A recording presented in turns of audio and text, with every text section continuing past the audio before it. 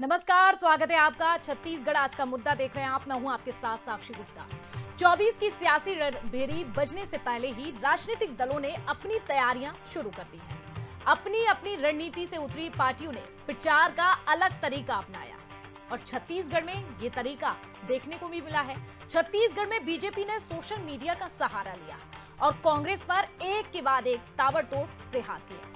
कांग्रेस के प्रत्याशियों के ऐलान के साथ ही बीजेपी ने एक एक उम्मीदवार को पोस्टर उनका बनाया और जो सोशल मीडिया पर खूब तैरे। हालांकि कांग्रेस ने भी जवाब देने की कोशिश की, लेकिन बीजेपी के मुकाबले वो कम नजर आई। अब चुनाव खत्म होने के बाद बीजेपी ने पहले राहुल गांधी और फिर इंडिया गठबंधन को आड़े हाथों लिया है। इसी पर करेंगे आज खास चर्चा। हमारे साथ खास पैनल भी जुड़ेगा, लेकिन उससे पहले देख लेते हैं मुद्दा समझने के लिए ये रिपोर्ट।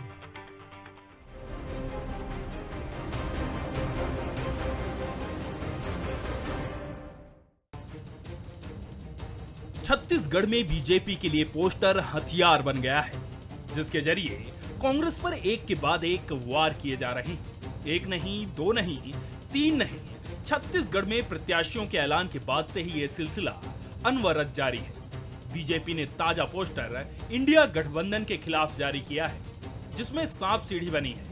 सीढ़ी विकसित भारत की है तो इंडिया अलायंस के नेताओं को सांप बताया गया है, जिसे लेकर अब कांग्रेस ने बीजेपी पर प्रहार किया है।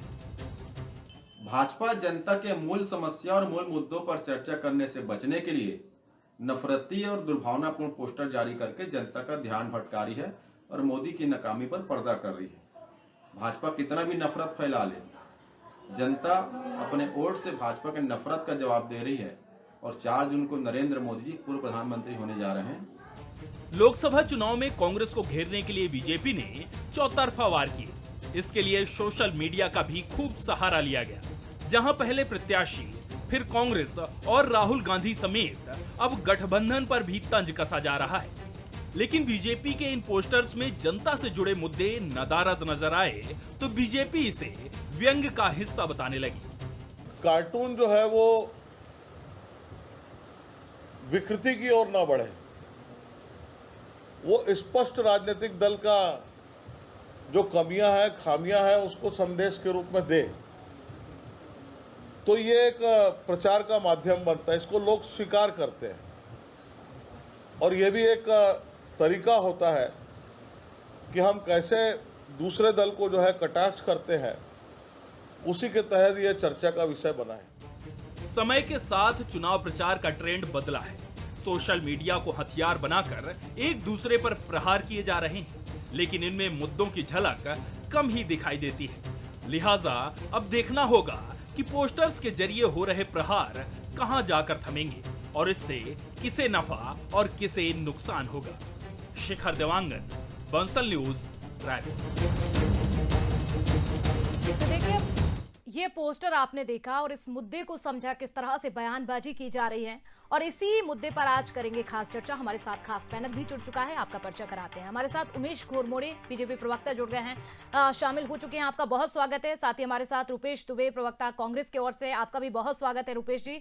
और डॉक्टर अनिल द्विवेदी हमारे साथ वरिष्ठ पत्रकार जुड़ चुके हैं, आपका भी अनिल जी बहुत स्वागत है। अनिल जी, चर्चा की शुरुआत में आपसे ही करूंगी। देखिए, अब चुनाव भी छत्तीसगढ़ में खत्म हो चुके हैं, अब रिजल्ट का इंतजार है, लेकिन अभी भी पोस्टर वॉर है कि रुकने का नाम नहीं ले रहा है। बयानबाजी लगातार हो रही है, आप कैसे देखते हैं? क्या राजनीतिक दलों के पास अब कोई मुद्दे नहीं हैं? जिस तरह से पोस्टर जारी कर इस सोशल मीडिया पर ये हथियार इसे बना लिया है, खासकर अगर हम बीजेपी की बात करें, क्योंकि जितने पोस्टर बीजेपी ने जारी किए हैं, कहीं ना कहीं कांग्रेस उसमें पीछे रही।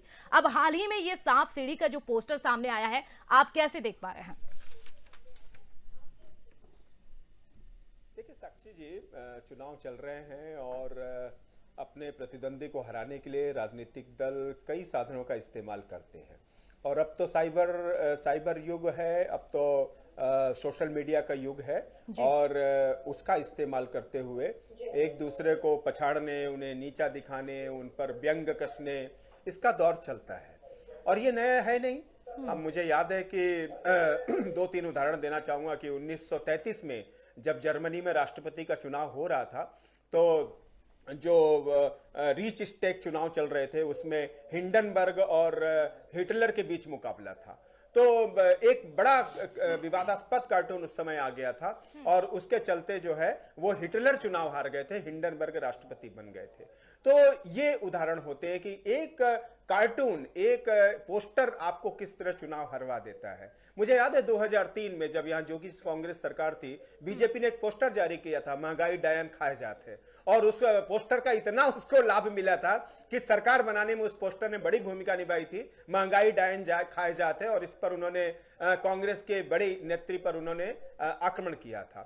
मैं एक उदाहरण और देना चाहूंगा कि जब जनसंघ था और पंडित दीनदयाल उपाध्याय जो बीजेपी के जन्मदाता रहे एक तरह से, तो पंडित उपाध्याय पांचजन्य के संपादक थे, और उसमें एक गाय दूहते हुए कार्टून छप गया था जिस पर कांग्रेस पे कहीं न कहीं प्रहार था, नेहरू जी की नीतियों पर प्रहार था, इंदिरा गांधी की नीतियों पर प्रहार था। तो उस कार्टून को जब छपा तो दीनदयाल उपाध्याय जी ने कहा ये अशोभनीय है, ये राजनीति में इस तरह का स्तर नहीं हो सकता, और आपको आश्चर्य होगा पंडित दीनदयाल उपाध्याय ने उस कार्टून के लिए खेद जताया था पांचजन्य में छपने के लिए। तो ये हमारा दिल रहा है, ये लड़ाइयां रही हैं पोस्टर राजनीतिक चुनाव लड़ने की।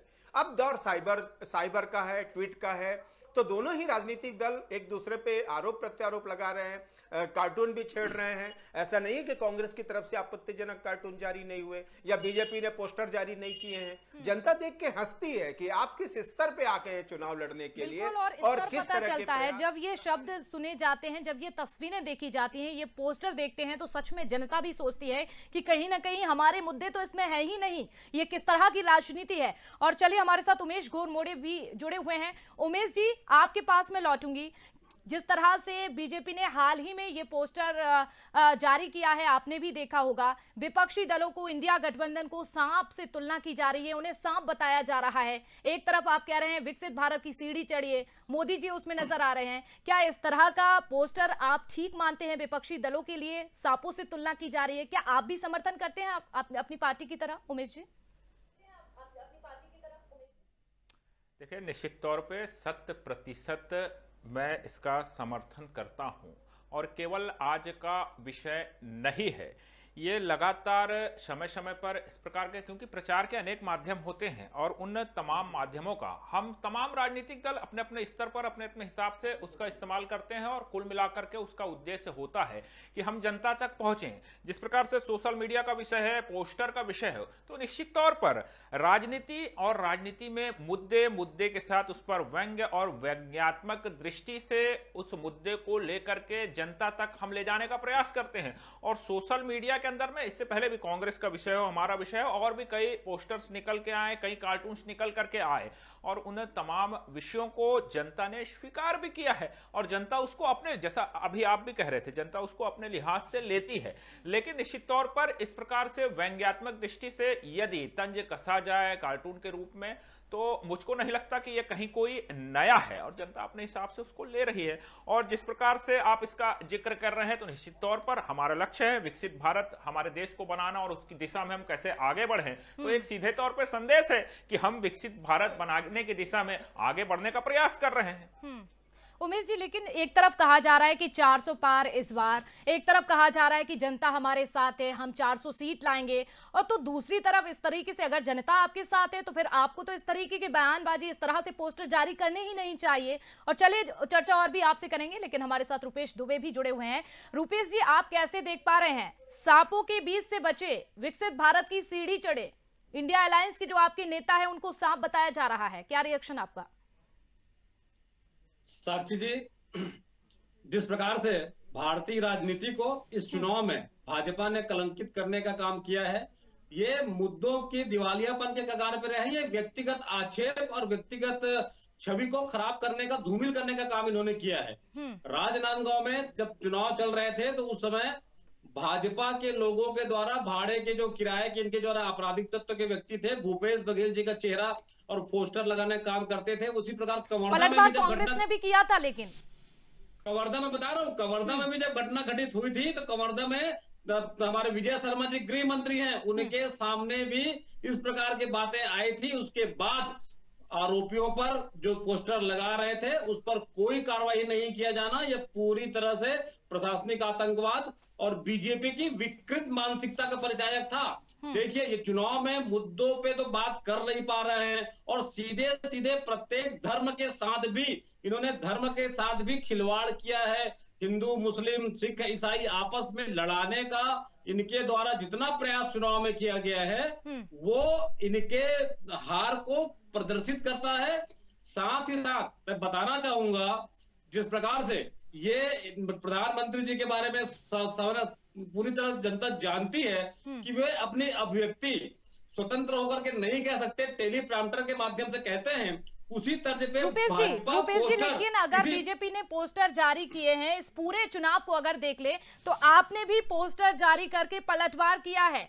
अगर आप भी चाहते, आप भी विपक्ष में बैठे हुए हैं, जनता के मुद्दे उठाते, आप भी 5 साल सत्ता में रहे, विधानसभा चुनाव आपने जीता, तो कुछ तो काम किया होगा ना कांग्रेस ने, वो आप मुद्दे उठाते। आपने भी पलटवार बिल्कुल बीजेपी की तरह किया, तो आप में और उनमें अंतर क्या? साक्षी जी, जिस प्रकार से ये स्तरहीन पोस्टर बना करके चस्पा करने का काम अपने सोशल मीडिया अकाउंट में डालने का काम इन्होंने किया है, कांग्रेस वैसी राजनीति नहीं करी है। यद्यपि क्रिया की प्रतिक्रिया होना स्वाभाविक है, लेकिन भाजपा सिर्फ और सिर्फ अपनी विकृत मानसिकता का प्रदर्शन करते हुए राजनीति में जिस प्रकार से इन्होंने पोस्टर वार किया, व्यक्तिगत आरोप लगाए, व्यक्तिगत आक्षेप लगाए, और तो और इनके पास मुद्दे नहीं है। ये देखिए, इनका संकल्प पत्र भी जो है मोदी जी का फोटो युक्त एल्बम के अलावा कुछ नहीं है। कांग्रेस 5 न्याय और 25 गारंटी के साथ चलिए उमेश जी बड़ा मुस्कुरा रहे हैं, निश्चित रूप से जनता उसे भरोसा कर रही है। चलिए उमेश जी को सुन लेते हैं। उमेश जी, आखिर इतनी हड़बड़ाहट क्यों, इतना डर क्यों है? अगर जीत रहे हैं तो जीत रहे हैं, ये बयानबाजी, ये पोस्टर जारी करने की जरूरत क्या है? अब तो रणनीति की बात होनी चाहिए। अगर आप वाकई में आ रहे हैं 11 सीटों पर, तो अब तो काम की बात होनी चाहिए। इस तरह से विपक्ष को ही टारगेट क्यों करना है? कोई संदेह नहीं है, और कांग्रेस के प्रवक्ता बैठे हैं, वो भी अंदर से अच्छे तरीके से जानते हैं, समझते हैं, एहसास हो गया कि 11 की 11 लोकसभा सीटों में कांग्रेस जा रही है और भाजपा आ रही है। रह गई बात काम की, और अभी जिस प्रकार से वो कह रहे थे कि पोस्टर और स्तरहीन और तमाम तरह के विषय, क्या कांग्रेस दूध की धुली हुई है? क्या कांग्रेस ने कभी भी कहीं भी इस प्रकार का पोस्टर जारी नहीं किया? कांग्रेस ने क्या क्या नहीं किया है? पूर्व मुख्यमंत्री माननीय डॉक्टर रमन सिंह जी से लेकर के तमाम हमारे भारतीय जनता पार्टी के नेताओं के बारे में कौन कौन से कार्टून और कौन कौन से पोस्टर जारी किए, उसकी एक लंबी फेहरिस्त है। और जब आज यहां कांग्रेस बैकफुट पर है, तो यहां पर उनको तमाम तरह की बातें याद आ रही है। कांग्रेस के पास मुद्दा नहीं है, 25 न्याय क्या गारंटी और तमाम तरह की चीजों की बात कर। अरे फेल हो गए साहब आप जी,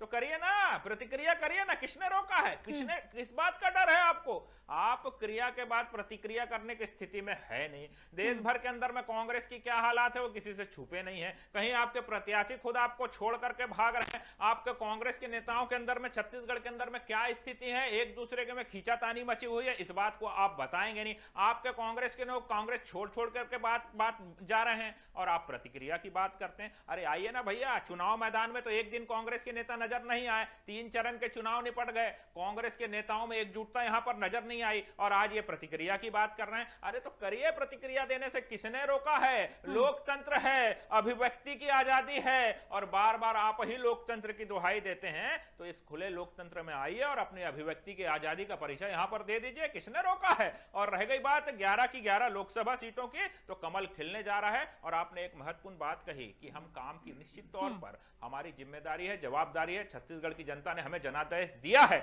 और हम लगातार मोदी जी की गारंटी को पूरा करने का काम कर रहे हैं, और आगे भी, चूंकि 4 तारीख तक आचार संहिता है, गंभीर आरोप लगाए हैं। रूपेश जी, इसका जवाब आपसे लेंगे, लेकिन हमारे साथ अनिल द्विवेदी भी जुड़े हुए हैं। अनिल जी, आप कैसे देख पा रहे हैं? अब तो चुनाव खत्म हो चुका है, इंतजार किया जा रहा है रिजल्ट का। इससे किसको कितना नुकसान होगा? जो ये पोस्टर वॉर लगातार छत्तीसगढ़ में देखा जा रहा है, इससे पहले विधानसभा में भी देखा, बीजेपी को इससे फायदा भी मिला था, जिस तरह से ये पोस्टर वॉर सियासत देखी गई थी। क्या उसी रणनीति के तहत आप देख पा रहे हैं फायदा लेने के लिए? बिल्कुल साक्षी जी, देखिए, चुनाव जब लड़ा जाता है ना, तो वो कई स्तरों पे लड़ा जाता है और उसमें एक मनोवैज्ञानिक दबाव भी होता है। राजनीतिक दल यदि कार्टून जारी कर रहे हैं तो वह एक मनोवैज्ञानिक दबाव ही है। ये इस कार्टून जो आया है सामने में देख रहा हूँ, ये सांप सीढ़ी है, और उसमें कई नेताओं के, विपक्षी नेताओं के सांप के चेहरे लगा करके उन्हें सांप बना दिया गया है। लेकिन आप साक्षी जी बताइए, ये बड़ी मजाक वाली बात कह रहा हूं मैं, क्या राजनीति में सांप को लेकर के बहुत सारी कहावतें नहीं जुड़ी हैं क्या? कलेजे पर सांप लौटना, अब ये कार्टून आया और राजनीतिक दलों के चेहरे के कलेजे पर सांप लौटने लगा, सांप सूंघ जाना। मान लीजिए किसी दल को बहुमत मिल गया तो क्या सांप नहीं सूंघेगा विपक्ष को? और यदि विपक्ष पूरी सीट नहीं जीत पाया, सरकार नहीं बना पाया, तो आस्तीन का सांप किसको ढूंढेगा विपक्ष? कहां होंगे उसके आस्तीन के सांप? और चौथी बात कि सांप को दूध पिलाना यह भी राजनीति में बड़ा चलता है एक तरह से। तो राजनीति में सांप का इस्तेमाल कई तरीके से कहावतों के तौर पर किया जाता रहा है। इसे बुरा मानने की जरूरत क्या है? चुनाव खत्म हुए और ये विवाद खत्म हो जाएगा। लेकिन ये जरूर है कि जब सांप आप दिखा रहे हैं, कार्टून दिखा रहे हैं, तो इसमें एक मर्यादा चेहरों को लेकर के जरूर होनी चाहिए कि आपने उन्हें किस तरह पर पेश किया है। लेकिन सवाल ये क्या एक तरफ से हो रहा है? खुद कांग्रेस प्रवक्ता कह रहे थे कि ठीक है, एक्शन का रिएक्शन हो रहा है। इसका मतलब दोनों तरफ से कार्टून वार छिड़ा है, दोनों तरफ से पोस्टर वार छिड़ा हुआ है, और इसलिए राजनीतिक दल एक दूसरे को बढ़ करके जवाब दे रहे हैं। तो जनता इसमें मजे ले रही है। सोशल मीडिया पर जो लोग आते हैं वो इन कार्टून को देख करके मजे लेते हैं। तो कुल मिला के आप समझिए कि भारतीय राजनीति में जो राजनीतिज्ञ हैं, जो राजनीतिक दल हैं, वो अब किस तरह से हो गए कि अब उनको कार्टून के तौर पर भी जनता मजे ले रही है। और कार्टून इस तरह प्रभावी हो रहे हैं कि हमको टीवी पर डिबेट करना पड़ रही है। रूपेश जी क्या कहेंगे आप? साक्षी जी, मनोवैज्ञानिक जिस प्रकार से गोलबड़े जी बोल रहे थे, ये भाजपा का पूरी तरह से विकृत मानसिकता का परिचायक है। देखिए, व्यक्ति विशेष पर आप आरोप लगा करके, व्यक्ति विशेष के कार्टून बना करके, राजनांदगांव संस्कारधानी है उसको इन्होंने जिहाद गांव का नाम दिया था। और अभी देखिए जिस प्रकार से कवर्धा में जो घटना घटित हुई थी, तो मैं फिर से दोहराना चाहूंगा, तत्कालीन गृह मंत्री विजय शर्मा जी थे, उसके बाद भी उस पर कार्रवाई नहीं किया जाना, ये चुनाव के दौरान प्रशासनिक आतंकवाद का खुला खेल खेला गया। भाजपा के लोगों को पूरा संरक्षण दिया गया, शिकायतें हुई, जो पोस्टर चिपकाए उसके खिलाफ शिकायत भी हुई, और गांव वाले मोहल्ले वाले ने उनको घेराव भी किया था। लेकिन कांग्रेस के कार्यकर्ता, कांग्रेस के पदाधिकारी हिंसात्मक गतिविधियों में सामने नहीं आते। वो अपने शांतिपूर्ण तरीके से चुनाव निर्विघ्न संपन्न करना चाहते थे। लेकिन जिस प्रकार से सुनील सोनी जी ने कहा ना, तो सुनील सोनी जी को भी अपने बातों पे, भाजपा की इन कृत्यों पे सोचना पड़ेगा कि उन्होंने क्या कहा। जिस प्रकार से भाजपा लगातार, देखिए अभी सामने स्क्रीन में जो पोस्टर चल रहा है, उसके बारे में भाजपा की जो मानसिकता है, आपस में लड़ाने की मानसिकता है, धर्म संस्कृति के साथ लड़ाने की मानसिकता है, ऐसी मानसिकता के साथ राजनीति नहीं करनी चाहिए। रूपेश जी बिल्कुल राजनीति नहीं करनी चाहिए। एक और सवाल मेरा छोटा सा, अरविंद केजरीवाल को हम देख रहे हैं पोस्टर में, ममता बनर्जी भी नजर आ रही हैं, अखिलेश यादव भी हैं, राहुल गांधी भी हैं। तो क्या राहुल गांधी है इसीलिए छत्तीसगढ़ में कांग्रेस को लेकर इस तरह से हमलावर है, पलटवार किया जा रहा है? अगर राहुल गांधी उस पोस्टर में नहीं होते तो इंडिया अलायंस के लिए क्या छत्तीसगढ़ में कांग्रेस नेता इसी तरह से एकजुट होते? साक्षी जी, भाजपाइयों को जो 10 साल राजनीति किए हैं, 10 साल सत्ता में रहे हैं, विकास के सोपान बताने में सक्षम है। और ये तो इंडिया गठबंधन को इंडिया गठबंधन कहने में भी डर रहे हैं। इनको मालूम है कि इंडिया गठबंधन की सरकार बनने वाली है, इसलिए बार बार इंडी गठबंधन सरकार बनने वाली है, लेकिन पीएम चारा आपकी तरफ से भी अभी तक तय नहीं है। इंडिया के नाम से भाजपाइयों को तकलीफ हो रही है, इसलिए इंडी गठबंधन कहते हैं। ये राजनीतिक स्वार्थ में इतने लिप्त हो गए हैं कि ये व्यक्तिगत आरोप और यहाँ तक कि भारत के नाम को भी विकृत करने की मानसिकता कृत्य भाजपाइयों ने किया है। उमेश जी आखिरी प्रतिक्रिया आपसे लेते हैं, क्या कहेंगे आप? गंभीर आरोप लगाए हैं और अब तो इंडिया गठबंधन से भी बीजेपी डरने लगा है। ये अपने आप में हास्यास्पद है। जिस गठबंधन की ये बात कर रहे हैं उसका दूल्हा अब तक तय नहीं हो पाया है। उसके बाराती देश भर के अंदर में अलग अलग जगह से छोड़ करके भाग रहे हैं। इनके कई प्रत्याशी, जिनको अगर हम बारात के तौर पे, उदाहरण पे तौर पे देख ले, तो इनके कई फूफा वहां से भाग खड़े हुए, मैदान छोड़ करके चुनाव में प्रत्याशी भाग जा रहे हैं। और ये यहाँ पर मुंगेरी लाल के हसीन सपने देख रहे हैं। तो ये हसीन सपने इनको मुबारक हो। 4 तारीख तक का इंतजार कर लीजिएगा, आपका सपना भी टूट जाएगा और आपका सपना चूर चूर भी होने वाला है। और जिस प्रकार से ये यहाँ पर आरोप लगा रहे थे कवर्धा से लेकर के तमाम तरह के विषय, तो ये मेरे मित्र क्यों भूल जाते हैं कि आचार संहिता लगी हुई है और आचार संहिता में प्रशासन के ऊपर राजनीतिक दलों का यहाँ पर कहीं कोई कंट्रोल नहीं रहता है। प्रशासन चुनाव आयोग के हिसाब से काम करता है, इसलिए मन मनगढ़ंत आरोप लगा रहे हैं। क्यों? क्योंकि इनके समय में जो कवर्धा के अंदर में हुआ और उसमें किस प्रकार से कार्रवाई इन लोगों ने की, उस समय दस्तावेजों के साथ कांग्रेस ने शिकायत करी है, कार्रवाई जैसे वहां पर की गई, अनुभव है जिस प्रकार से बीरनपुर के अंदर में घटना घटित हुई और उसके चलिए, आज का मुद्दा वीरनपुर घटना को लेकर नहीं है उमेश जी, वीरनपुर घटना को लेकर आज का मुद्दा नहीं है। आप सभी का चर्चा में शामिल होने के लिए बहुत धन्यवाद, जुड़ने के लिए बहुत धन्यवाद।